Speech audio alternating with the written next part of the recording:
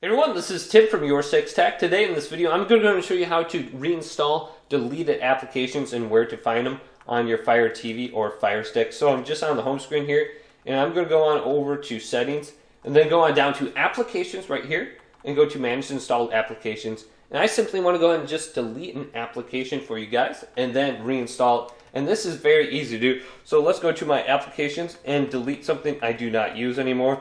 So let's go to this application right here, Fox Sports, and then go to uninstall and delete it from my Fire Stick.